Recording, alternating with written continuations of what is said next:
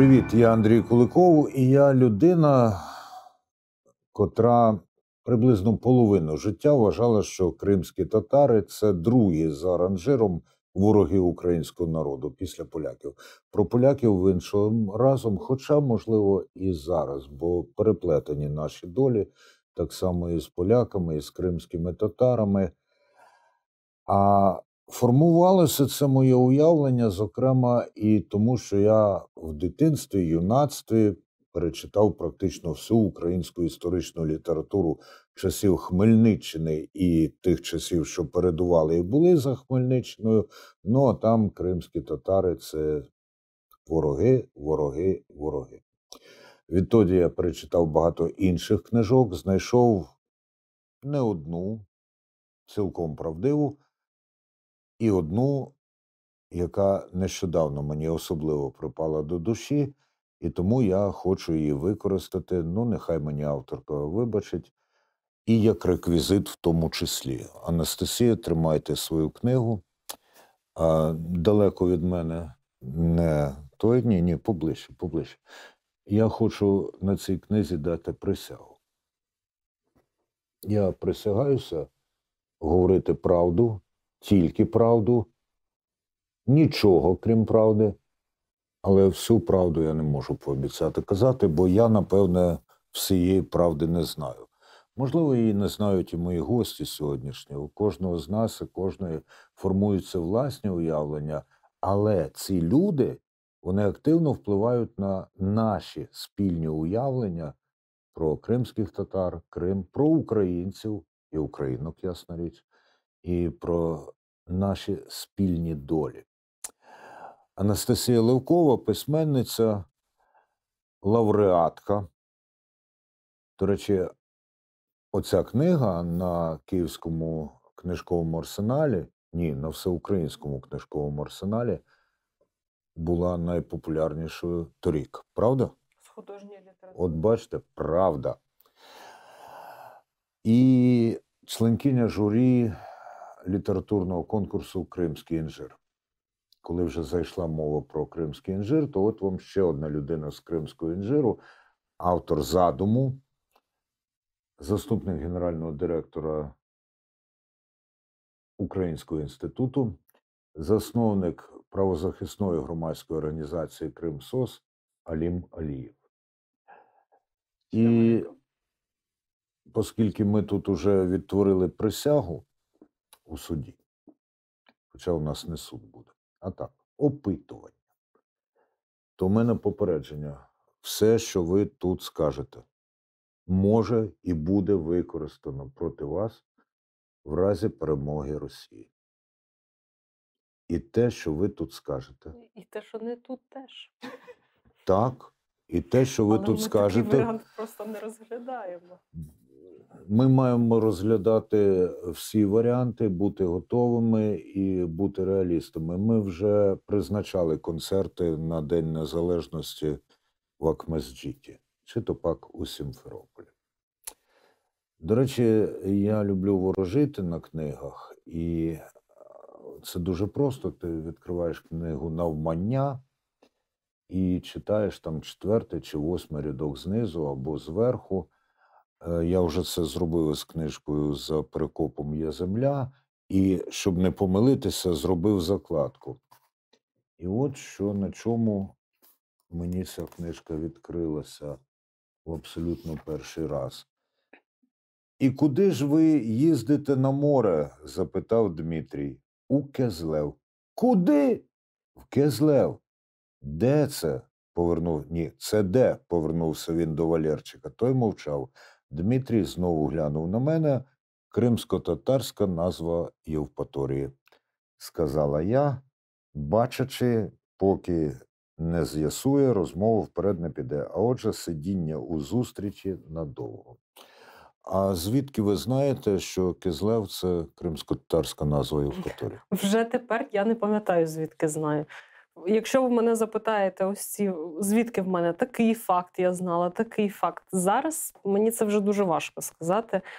Якось, поки я досліджувала взагалі всю цю тему, цікавилася Кримом, то десь колись воно прийшло. Але точно пригадую, що у родині моєї приятельки, кримськотатарській родині, до якої я їздила в 2014 році, ми говорили про Євпаторію тільки як Кизлев. Тобто ми не називали це місто Євпаторією, а ми з подругою туди їздили, тобто ми часто вживали це слово. Аліма, а коли ти вперше дізнався, що Євпаторія – це Кизлев, або навпаки, що Кизлев – це Євпаторія? В мене було навпаки, власне. Я спочатку чув про Кизлев, про Ахметжот і про інші міста і села, а потім, як дорослішав, то виявилося, що зовнішній світ ті всі топоніми називав інакше. Дізнавався ти в Криму чи на засланні? В Криму, бо ми повернулись до Криму, коли мені був 1 рочок. Тому я народився в Узбекистані, в місті Черчик, але, звісно, нічого не пам'ятаю. І я в дитинстві завжди мене дивувало те, що мої батьки, як і покоління, як загалом це покоління кримських татар, мали ностальгічні ноти щодо Узбекистану, щодо взагалі інших країн Центральної Азії, там, де вони проводили свою молодість. І зараз, коли я вже приблизно в тому віці, коли мої батьки повертались до Криму, я розумію, що це молодість і відчуття, почуття, які були в той час, для людей це важливий елемент, також є частина твоєї ідентичності, твоєї самості. Самість – це відрубність? Для мене це цільність. Це і цільність, і це, напевно, мудрість, і бажання бути суб'єктним. Анастасія, так увійти в іншу, чи радше інакше культурне довкілля, культурне середовище, наскільки було важко? Ви проникли туди, а потім вискочили з нього? Ні. Чи ви в ньому залишилися? Я жила своїм життям в цей час. Тобто я жила фактично паралельним життям. Своїм там українсько-львівським. І водночас життя моєї героїні і кримсько-татарським, зокрема. Я я заходила, але я весь час була і десь ззовні, а я не вискакувала. Ну, все ж таки доводилося випірнати на поверхню, щоб... Так, звичайно. Зрозуміло. Аліє, Альона, Анастасія. Ну, Анастасії там немає. Ну, там є я. Але це зовсім інша героїня, в якої зовсім інша біографія. Ну, гаразд, абсолютно. ми можемо багато говорити про те, як читачі, зокрема цей читач, сприймає авторку, якщо знає, хто ця авторка, і співвідношення ліричної героїні, там до речі, лірична героїня, драматична, трагічна, яка? Ну, я би сказала, лірично-драматична в бік ліричності, не трагічна, ні. Чому? Тому що вона достатньо благополучна.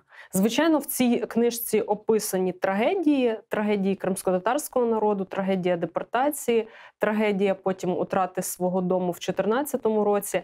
Але для моєї героїні, для її життя, те, що вона переживає, це все досить таке благополучне. Ви не любите аналіцизмів, але тут я би тут вжила лайтово, якби я не знала, що ви не любите аналіцизмів. Ух, жахливе слово. Я би сказав навіть так, трушно жахливе слово – це лайтово. А ви могли звернути увагу на те, що цілу цю програму я почав приблизно такими словами, як починають анонімні алкоголики. Мене звати так, і я тето. Позбуватися залежності, як нелегко. І тут треба виставити себе, вивернути себе і сказати так, мені є що усвідомити, і мій приклад може бути, ну, я не знаю, повчальним, дізнавальним для інших людей.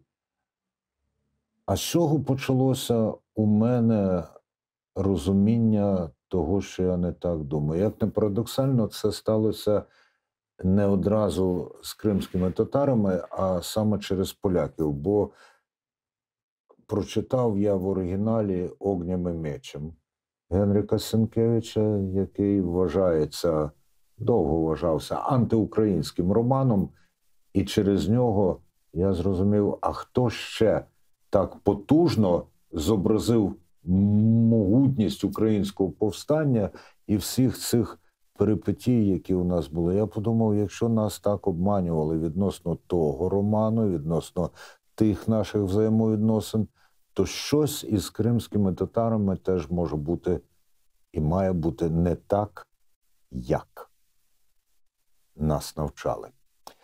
Я, звісно, набагато старший і за Анастасію, і за Аліма, і, можливо, відчув на собі більше пропаганди, яка стосувалася образу цього нашого корінного народу. Але для порівняння, от що вам казали не таке, і що Алім потім нам розповість? Ну, у школі я просто не особливо знала про кримських татар в Криму. Тобто я знала те, що було історично, а про кримських татар у Криму я дізналася вже дорослою, коли їздила в Крим дорослою, сама вже там без батьків.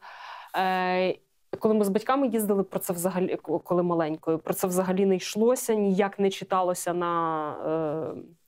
ніяк не читалося в тому Криму, який ми тоді бачили. У мене було таке саме. Аліме, що тебе намагалися навчити про твій народ такого, що, ну, зовсім неправда? А що, може, трошки правда, але не так подано? Так, власне, коли ми говоримо про історію і про викладання історії в Криму, я пам'ятаю, у нас були 3 паралельні історії: історія світу, історія України і історія Криму. Вони не перетиналися. І це велика проблема освітньої системи пострадянської, коли ти не бачиш всієї картинки.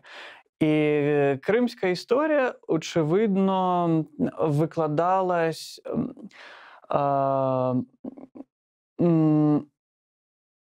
з акцентами на якісь основні історичні події.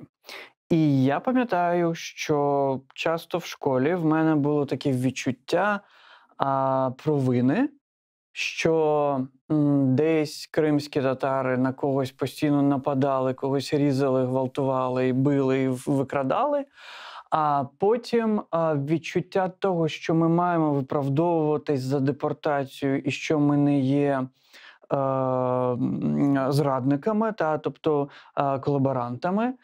І зараз, коли я чим далі, тим більше цікавлюсь і вивчаю російський колоніалізм щодо кримських татар, якщо ми говоримо про історію Криму за останні 241 рік, це історія російського колоніалізму, коли Крим намагаються імперія, тобто Росія в дуже різних імперських проявах колонізувати.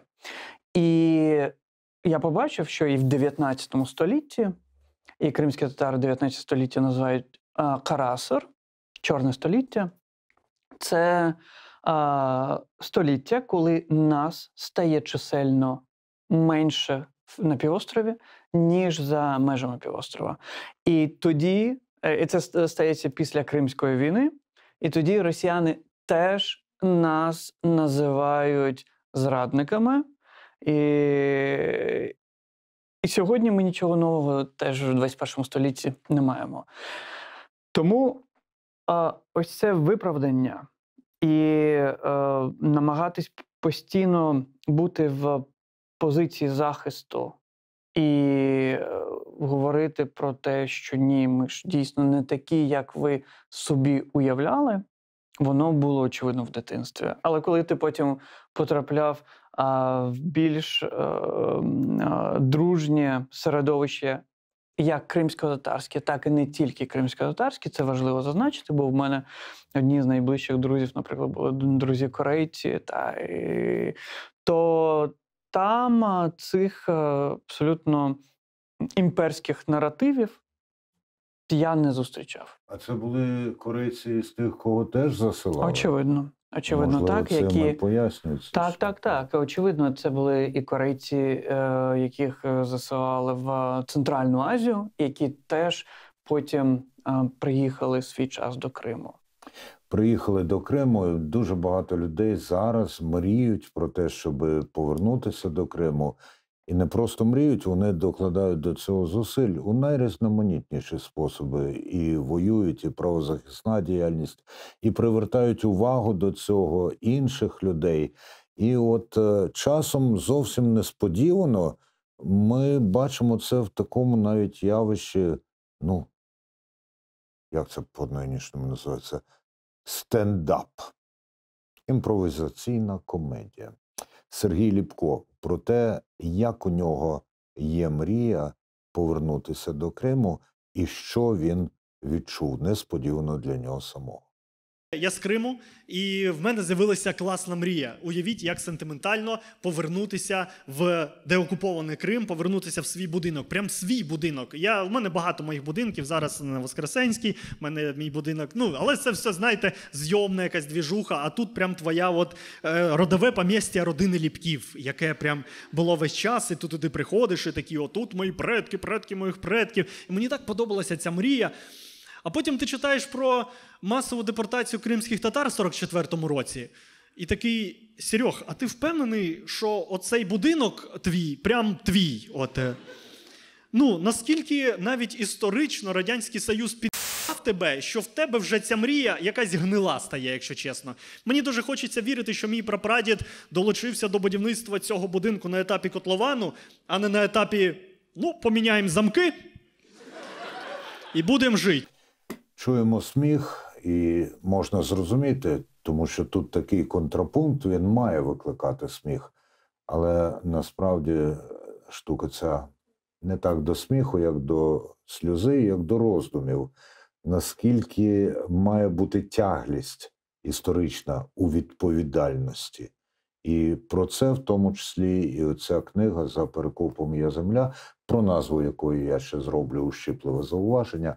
Але тим не менше, що думає авторка Анастасія Левкова відносно тяглості і давності історичної відповідальності? Я не знаю, що відповісти. Ви сказали, що я написала про це книжку, але я щось не впевнена, що я про це написала. Я не сказав, що ви написали про це. Я сказав, що тут є і про це. Так? Тоді зразу ущипливе запитання. А чому такий простір для подвійного трактування назви «За перекопом є земля»? Адже залежно від того, з якого боку ти перекопав. Саме тому ця книжка так і називається, тому що у романі згадано цю фразу, яка побутувала серед кримчан, але я наголошую, не серед кримських татар. Серед деяких кримчан побутувала фраза «За перекопом землі немає», «За перекопом землі нет». І я, коли лише почула її в 12-му році, в 13-му, я подумала, ой, як цікаво, бо ж насправді це і не тільки для кримчан могло не бути землі, мовляв, байдуже, що там діється за перекопом, байдуже, що діється поза півостровом, але це могло так само бути і для материкових українців, для яких Крим існував, звісно, але він там існував не як земля, не як люди, їхнє життя, їхні суспільно-політичні якісь рухи, їхні проблеми, їхні прагнення і так далі, їхні конфлікти, а існувало просто як море і гори. Ось це було головним у Криму, все, що від цього відволікало, це зайве, і ми хочемо цього позбутися. Море і гори, каже Анастасія Левкова, а вчуваються також море і гори. Насправді дуже проста асоціація, але вона мене проводить знову до Аліма Алієва і до питання про тяглість історичної відповідальності. Якщо ти зараз ведеш мову про 241 рік російської колонізаційної політики в Криму, згадуєш Кримську війну, звичайно, ми щойно почули нагадування про депортацію 1944 року. Тут я маю зауважити, що на відміну від того, що я думав про кримських татар 17-18 століття, я ніколи не вважав їх зрадниками, так як їх виставляли під час Другої світової війни. Тут все було цілком зрозуміло. І все ж таки, захоплення Криму, Кримського ханату Росією, виселення, до речі, і тоді вже частини людей з Кримського, і еміграція перед лицем приходу російських загарбників. Кримська війна, 1944 рік, 1960-ті роки, позірна реабілітація, але дозволу на повернення все одно немає. Це все історія, це все дуже-дуже довго. Наскільки далеко можуть піти кримські татари після повернення уже повного, я сподіваюся, у пошуку тих, хто має відповісти? Власне, якщо ми говоримо про історію, то і говоримо і про деокупацію півострова, і про післявоєнний мир, то ми маємо говорити про справедливий мир. І тема справедливості – це складна, глибока і ще до кінця не артикульована тема серед кримських татар. Це правда. І сьогодні, коли ми говоримо про відповідальних за депортацію, за цей геноцид, коли ми говоримо сьогодні про відповідальних за тимчасову окупацію, в цьому всьому ми маємо не приміряти на себе постійно образ жертви. Це для мене, напевно, принципова позиція, бо коли ти про це говориш з позиції жертви, то ти частіше за все є об'єктом. Для кримських татар, для і розвитку народу, і для цього організму кримсько-татарського, аби ми далі могли і розвивати себе, і розвивати культуру, підтримувати ідентичність, нам важливо бути суб'єктами. Тобто нам важливо брати ширшу відповідальність. І тому це тонка межа. Коли ми говоримо про винних, покараних, і це має бути абсолютно правильний, законний процес. Інакше далі ті, хто захочуть робити інші агресії по світу, будуть казати будуть оглядатись на непокаране зло. І покарання зла – це важливий елемент. Але тут, знову ж таки, я кажу, що і кримські татари самі себе не мають казати, що ми жертви, нам винні, і гратись в патерналізм, намагатись. А що в даному разі означає патерналізм? Ми тут говоримо про очікувати постійно від когось, а не при тому давати самим. Мене вразило І, власне, я тут закінчу лише думку. Коли ти з позиції жертви про щось робиш і дієш, то тобі важко бути конкурентом в світі. І для кримських татар конкурентність і конкурентоздатність, точніше, це один з важливих елементів для розвитку самого народу, я вважаю. Колись, коли я ближче почав дізнаватися про кримських татар і пізнавати кримських татар, і упізнавати кримських татар, а їх не просто упізнати, бо вони достоту виглядають часто зовсім як ми, як українці. Та вони і є ми, українці, тільки особливі. Мене вразило, що повернувшися до Криму, і це про питання будинків, осель, домівок, вони не почали вимагати «поверніть нам те, звідки нас вигнали», а багато тих будинків, тих садочків навіть ще збереглися. Ясна річ, їм не хотіли віддавати. Їм не хотіли віддавати права голосу, їм не хотіли віддавати оті назви, які поперемінили в дуже багатьох випадках. І тоді я бачив під Сімферополем, я небагато Кримом подорожував, так, Сімферополь, Алушта, ці халабуди на маленьких ділянках землі. І потім я бачив протести. Протести кримських татар, мирні протести, товсті і широкі лави міліції, які спостерігали за ними. Кримські татари – майстрині і майстри мирного протесту.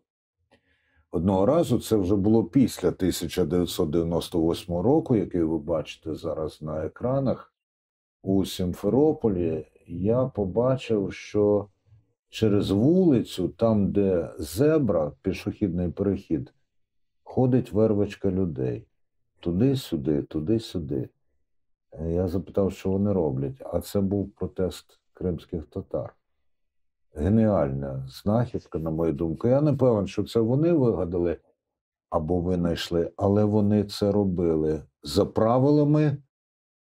Хто їде, має зупинитися і не їхати, поки вони не прийдуть. А вони ходили туди-сюди. Ясна річ, що це могло викликати і викликало неабияке роздратування. Певен, що хтось їх за це називав екстремістами, а екстремістами їх називали часто густо. І Служба безпеки України у Криму насамперед контролювала, відстежувала, і, напевно, що і утискала тією чи іншою мірою кримських татар, про що нам розповість зараз генерал-майор у відставці Ягун. А основна маса була спрямована проти кримських татар, бо це сепаратісти, вони там готуються відділити Крим від України, вони зараз їм Туреччина поможе.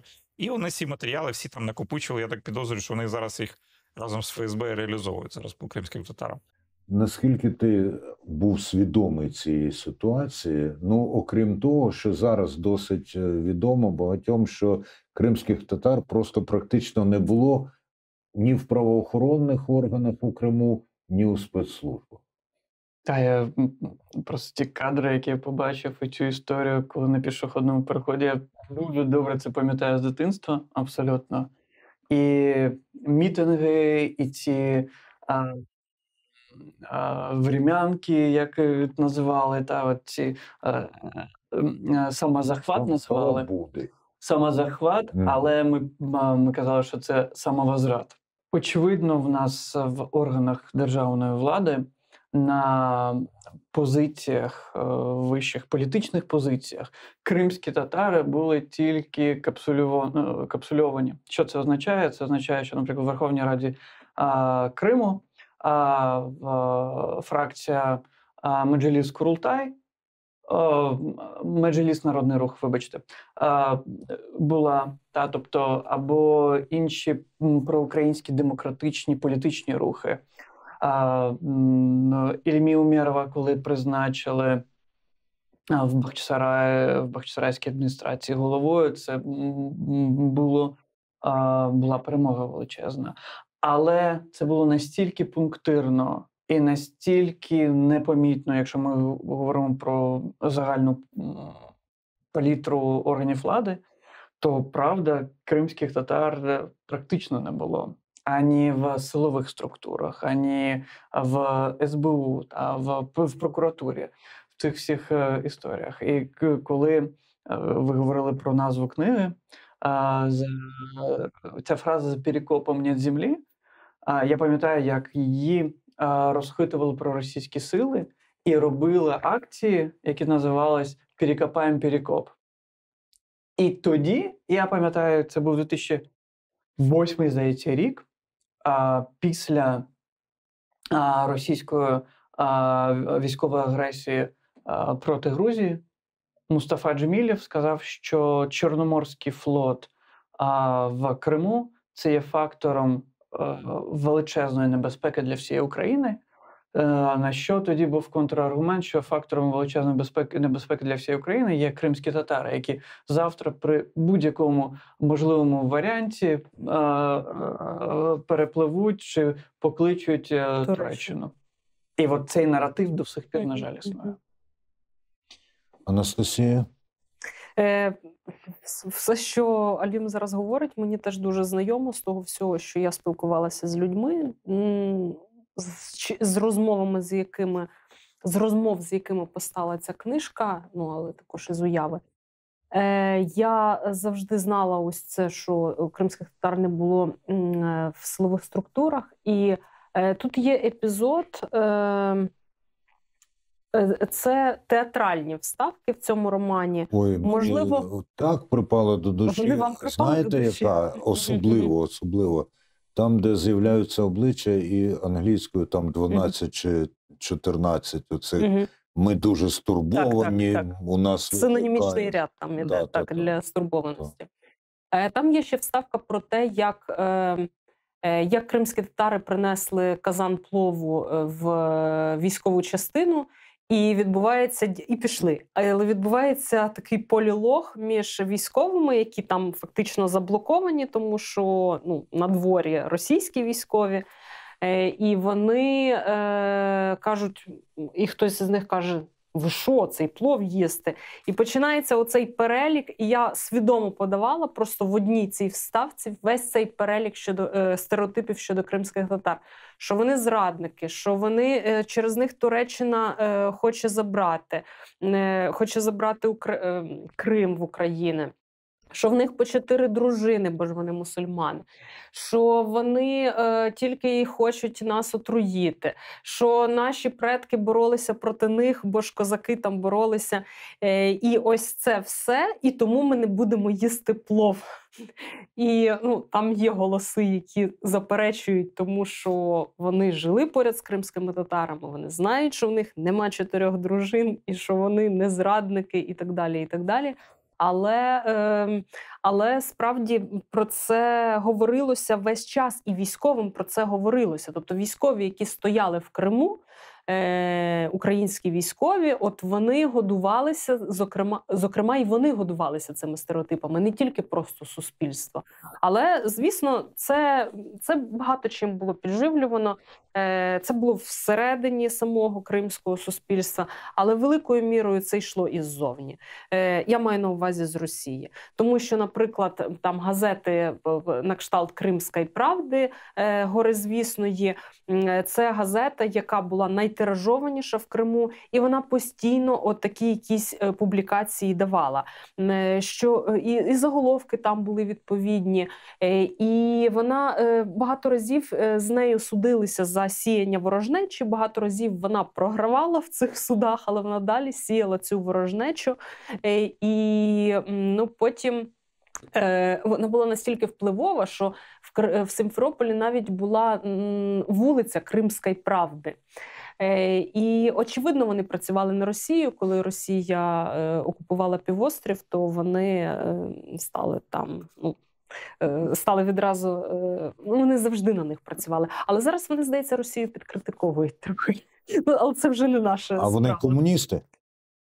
Так. Так. Це Кримська правда, ця вся історія. Вони завжди, це така помийка була і залишається. Очевидно, як дуже багато цих проросійських ЗМІ, які існували на півострові, які просто ретранслювали цю російську пропаганду і намагались завжди оцей конфлікт, який, правда, існував між кримськими татарами і місцевою владою, перенаправити на кримські татари, славяні. От ця історія Причому- червоною лінією. Причому найцікавіше, що в це славяні там Мгм. входили всі Абсолютно, інші. Тобто євреї, вірмени, роми, Всі. українці, росіяни і так далі. Хоча насправді колись у Криму було набагато більше тих людей, яких зараз Анастасія згадала, тобто вірменів. Ну, понад 120 національностей. Генуезці були люди добрі. Ще навіть на початку 90-х кілька людей у Керчі себе записували як генуезці, бо італійцями, звісно, навіть тоді вже ще було не дуже безпечно називатися. І болгар виселили, і вірменів виселили, Німців, греків кримських виселили, німців. кого тільки могли, не росіян, насправді, і виселили. Чому я запитав і поточнив, чи то комуністична газета? Ну, я припустив з самої назви «Правда», що це були комуністи, які вміли говорити неправду так, що її сприймали або нав'язували правду. Петро Симоненко, лідер української, не української, а комуністичної партії України, одна з найбільш диких заяв відносно кримських татар і їхньої твердженої колаборації, співпраці з нацистами, які мені доводилося читати і чути. Послухаймо і нехай не непритомніте від того, що ви почуєте. Кримських татар вивезли в нове місце, щоб не було громадянської війни в Криму. Адже відомо, що 2 дивізії озброєних радянською зброєю кримських татар, 20 тисяч осіб під час оборони Криму в один момент перейшли на бік Гітлера і присягнули йому. Далі все підпілля кримське хто знищив. Це було зроблено за участю кримських татар. Хто концтабори охороняв? Кримські татари. Хто жінок вирізав? Кримські татари. Ті, хто був злочинцем, мали понести відповідальність. Але для того, щоб не постраждали всі представники кримськотатарського народу, і була проведена ця акція з переселення. Вони повернулися звідти академіками, багатими людьми, були директорами підприємств. Молодь здобула освіту. Це що, утиск прав? Ми тут бачимо, як Великий Радянський Союз просто захистив і прихистив і дав можливість щоб радянська армія не вбила кримських татар, і таким, депортували, загинуло 50%. Ти навіть спрощуєш, тут не про радянську армію йдеться, щоб не було Громадянської війни. Обурені і постраждалі мирні люди Абсолютно. не почали оцю війну. Тут набагато глибше. Цинізм просто величезний. Виявляється, що для того, щоб безперешкодно бути академіками, багатими людьми і так далі, потрібно перенести цю жахливу 1000-кілометрову дорогу, під час якої скільки? До чверті людей? До половини. До половини. До половини людей загинули просто в цій дорозі. І потім десятки років у тих місцевостях, які абсолютно не схожі на Крим, до якого звикли люди. І тут не йдеться про те, що Крим – це рай на землі, чи що. Йдеться про те, що зовсім інше середовище. Коли кримські татари жили в бараках, коли ми мали ходити до комендатури та відмічати, що ніхто не втік, і всі знаходяться тут, абсолютно. Але що Радянський Союз робив, то це залишав поневоленим народом. Цей інтернаціоналізм, який проявлявся в одній пісні, в одній касті святі і в одній якійсь сумній історії. Не трагедії навіть. Анастасія, яку одну пісню, одну казку, можливо, одне слово ви знаєте з кримськотатарського фольклору? Ні, я не одне знаю. Так і кажіть. Ось тут обігрується протягом всього роману одна пісня. І вона починається Баха, дивись на очерет, дивись. Я це в українському краще пам'ятаю перекладі. Але річ, коли ця книжка вже була видана, то одна з Хамиша Бак Хамиша. Хамиша Бах Камиша, так. Одна читачка мені сказала, читачка кримчанка, не кримська татарка, але яка добре обізнана з кримсько-татарським побутом, життям. Вона мені сказала: я тобі дуже вдячна, що ти тут не провела крізь весь роман пісню «Гузель Кхарим». Чому? Тому що це дуже відома пісня. Тобто, це був би такий трохи кіч, знаєте. Але це теж хороша пісня, і яку варто знати. Можливо, вона в кримсько-татарському середовищі може вже сприйматися як кіч, але для материкових українців це було би щось нове все одно. Але кримсько-татарська культура в кожнім разі вона багата, і там є з чого вибирати. І так я вибирала між піснями яку пісню. Тобто я дивилася на декілька і зупинилася на цій, бо вона найкраще за сюжетом, там, за певними словами підходила, навіть за мелодією. Анастасія, коли переводитимуть знову «За перекопом є земля», ця пісня буде вже в латинській транскрипції? Ця книжка вже 5 разів перевидана. Коли 6-й, це, мабуть, буде досить скоро, і в латинській... бачите, тут є кілька причин, з яких я використовувала тут кирилицю. Звичайно, ми політично правильно, і ми в кримському інжирі, ми політично правильним вважаємо використання латиниці. І не тільки політично правильним, а природнішим. Природнішим для кримсько-татарської мови, тому що звукова система кримсько-татарської мови краще на неї лягає, тобто латиниця краще її відображає. І тому в цій книжці у примітках я обов'язково зазначала і ці написані латиницею слова там є. Але все-таки я використовувала кирилицю через те, що, по-перше, це графічно разом з українською виглядало краще. По-друге, ми мусимо розуміти, що все-таки більшість кримських татар сучасних знають краще кирилицю, тому що так вони навчалися. Всі кримські татари знають кириличний варіант, але деякі з них знають латиничний. Але не всі, хто знають латиничний, знають кириличний. Що це означає комплексний підхід? Людина подумала про те, як зробити насправді книжку не тільки цікавою, а зручною, для того, щоб нею можна було насолоджуватися без перешкод. Єдине, що там все ж таки англійські фрази англійською написано. Там використано багато мов, скажімо так. І там є і російські слова, і російські фрази, і вони всі курсивом написані, тому що треба було відрізняти. Для мене це було принципово, я мовно стурбована, скажімо так. Мене цікавить, щоб все було структуровано, і, зокрема, щодо мов. І я довго думала про те, як мені подавати діалоги, бо люди все-таки, мої герої спілкуються російською мовою, але я зрозуміла, що це треба, щоб текст читався весь українською, але якщо якісь акценти і якісь такі дискурсивні, наприклад, там слово «ущемлять», воно таке зовсім російське, або «предателі», оце «предателі», воно точно звучить з російськомовної щелепи. Я їх залишала російською мовою.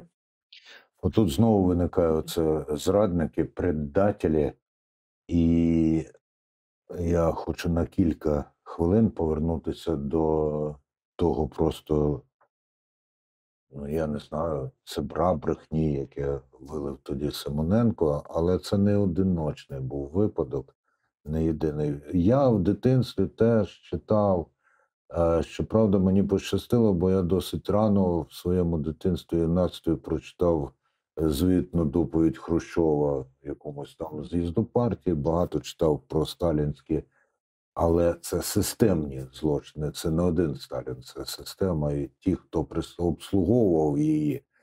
Тому для мене не новиною було і те, що насправді того, про що говорила тоді пропаганда, не було, і того, наскільки послідовно і повторно вони це використовували. Бо це вражає на тлі особливо культу Великої Вітчизняної війни і так далі, і так далі.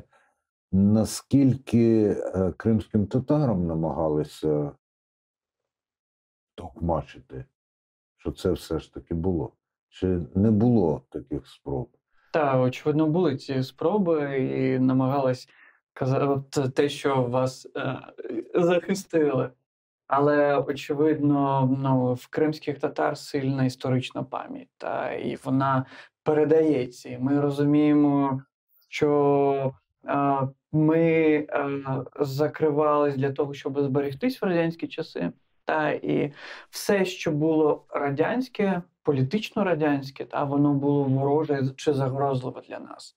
І тому, власне, ця історична тяглість є і сьогодні. Коли ми говоримо про російське, в тому числі, це означає, що багато фольклорі, до речі, і в прислів'ях кримсько-татарських згадуються російський слід, так би мовити, як негативний наратив чи негативна конотація. Я пам'ятаю в дитинстві, Як, я перепрошую, буде кримсько-татарською росіянин? Казах. Казах. Ну, так. І, власне, це все часто згадувалось. І я в дитинстві не до кінця міг розуміти, чому в мене там моя бабуся питала, чи от твій новий друг, чи він росіянин. Я казав, бабуся, яка різниця, хто він за національністю, всі ми, як оцей наратив про 120 народів, всі ми там дружні, колыбіль народів, це абсолютно для того, щоб затирати далі і показувати, що от в нас кримські татари – це щось прийшле також. І тому навіть сьогодні ми багато коли працюємо з кримськими символами, я намагаюсь пояснити, що Ласточкине гніздо, як символ Криму, це абсолютно символ цього російського Криму. Спочатку. Якщо подивитись, хто будував, як це проєктувалося, що це було в пику зроблено Ханському палацу та ці всі історії. Тому у нас ще дуже багато роботи по поясненню, хто ми є такі, і з кримськотатарської сторони, і багато дуже роботи над україно-кримськотатарським діалогом. Я би ще тут додала, що от в цьому чи нав'язувалося кримським татарам ці самі стереотипи. Тут треба розуміти, що всі кримські татари, абсолютно всі, зазнали цієї дуже великої травми депортації, і тому там неможливо було нав'язати. І тому в кримсько-татарських сім'ях так було поширено оця фраза «рущала фетмей», що не говори російською. В моєму романі це прабабуся вживає, але, до речі, оце я можу... Алім розповідав про свою бабусю, так, що вона так казала, але я це не тільки від Аліма чула.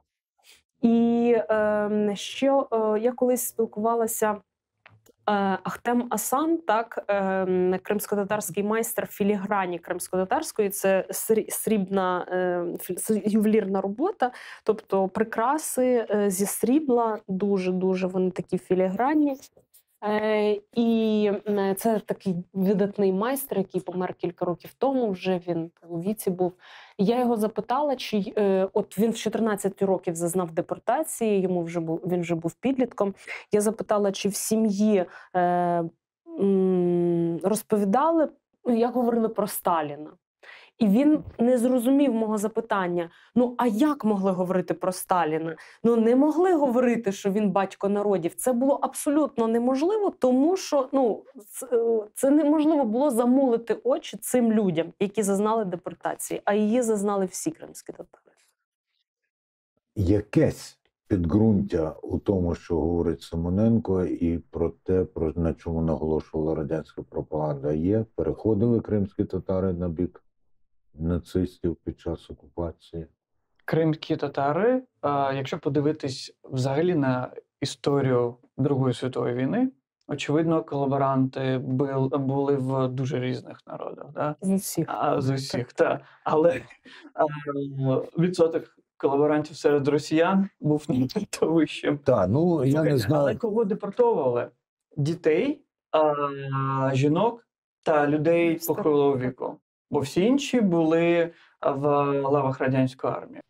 1954 рік, передача Криму з складу Росії до складу України. Ви знаєте, я сьогодні вперше, коли йшов на нашу зустріч, мені спало на думку, от росіяни часто кажуть, нас ніхто не спитав, це Хрущов, тралівалі.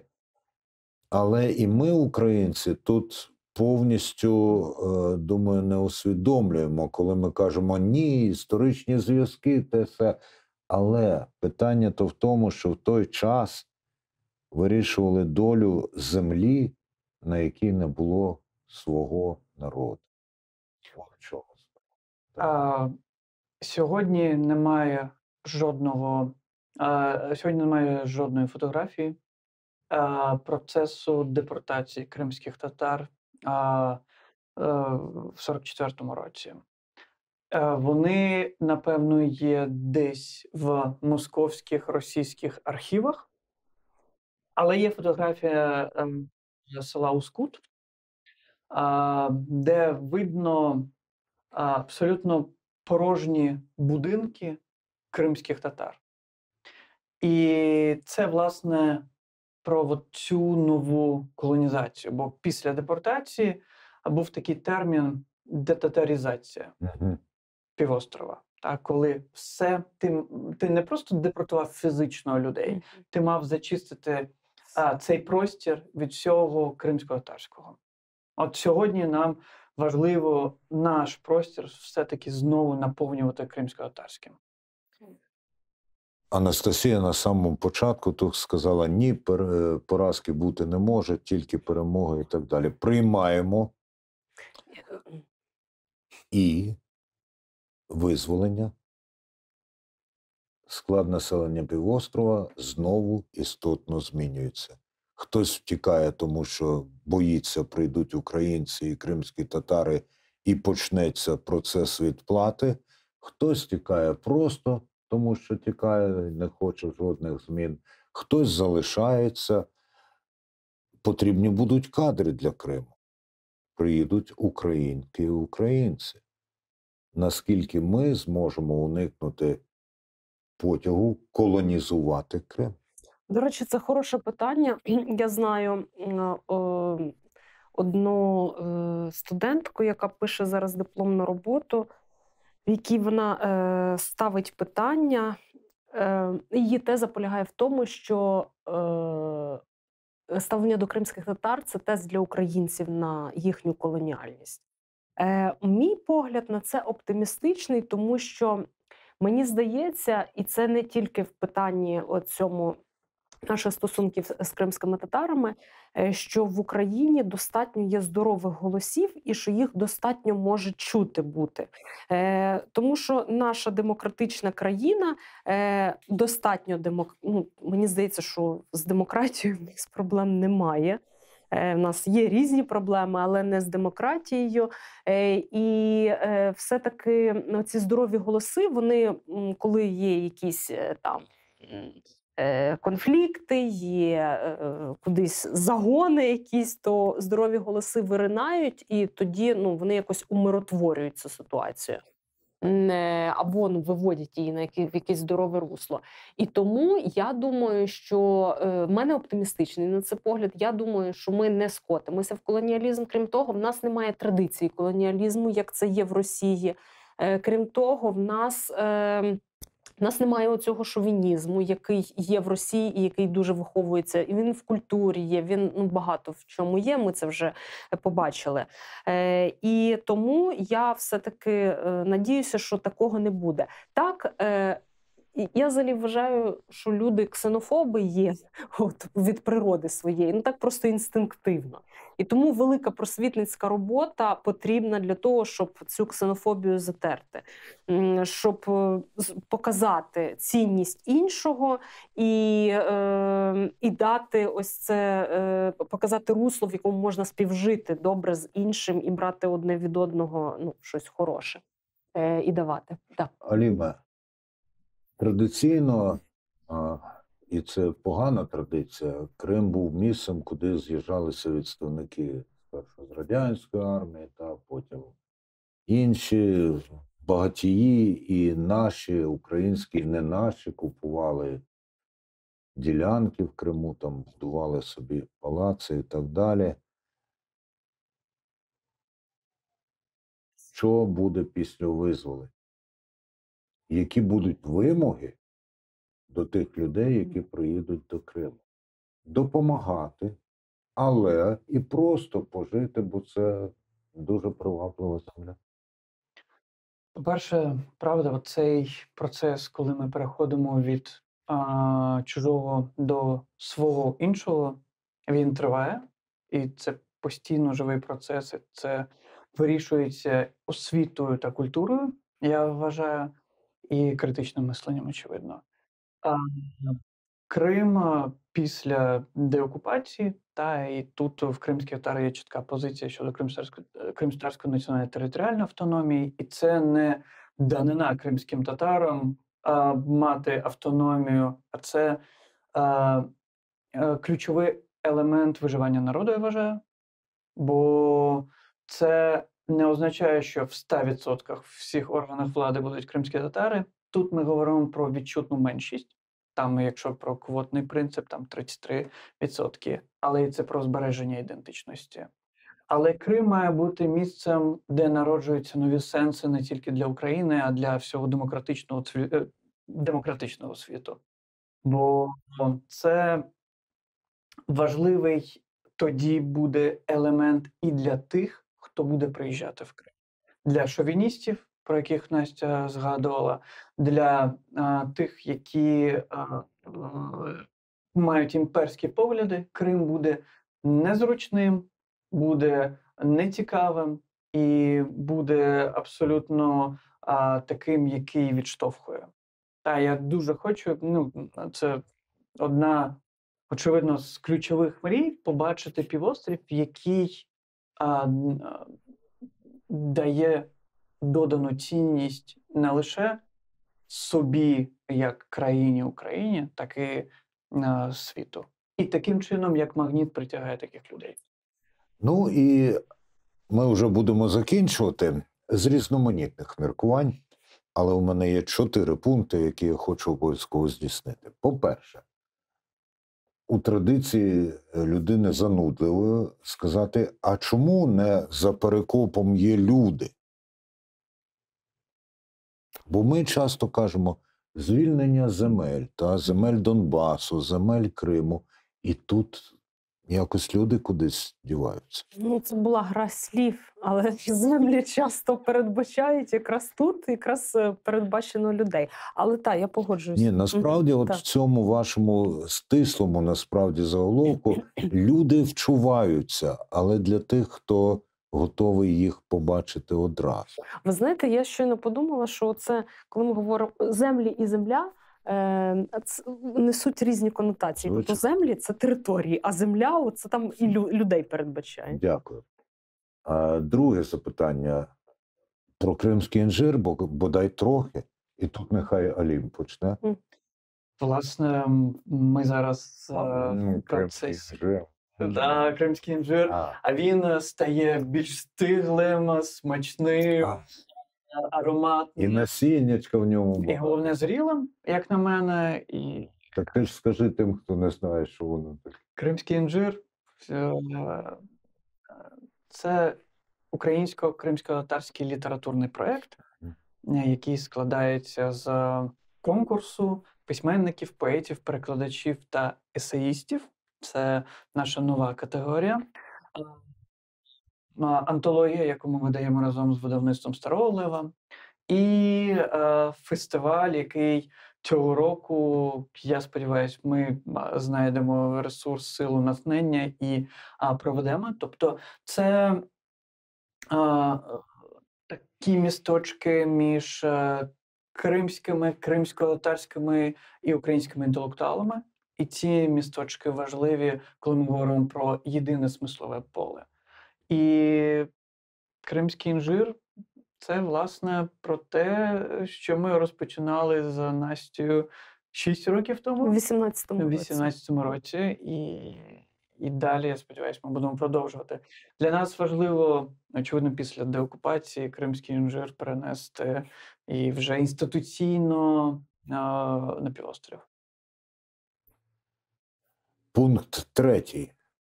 В одному з моментів, коли Анастасія Левкова переповідала дещо із свого роману, мені на очі набігла сльоза. Та я вже сентиментальний такий. І нічого такого сентиментального вона не розповідала, але я побачив і відчув, наскільки цій людині дороге те, про що вона написала. І тому запитання, а що для вас у цьому найдорожче? У цій книзі, Угу. у процесі, можливо.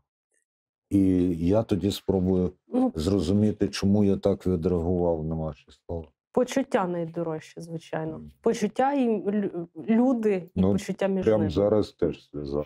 Дякую. А для тебе, що найдорожче в тому, що ти іноді, напевно, все ж таки дізнаєшся про Крим від інших людей? Те, що Крим, він важливий і він стає ближчим для дуже різних людей. Навіть для людей, і в першу чергу для людей, які ніколи там ще не були. Мені здається, це суперважливо. Клас. Я дуже-дуже сподіваюся, що ті люди, які приїдуть до Криму, коли він буде вільним, коли там обов'язково буде кримсько-татарська національна автономія. Хоча я думаю, що насправді питання про незалежність потрібно поставити. Бодай для того, щоб пересвідчитися, наскільки адекватно ми ставимося до цього питання. Ну, можете мене всіляко канчуками за це, але я вважаю за потрібне, що ми маємо визнавати, якщо ми визнаємо власне право на самовизначення аж до, то інші мають мати таке саме право. Сподіваюсь, редактор не виріже цього із тексту. Ми ще колись поговоримо на цю тему глибше і ширше. Чох саунес. Чохсаус.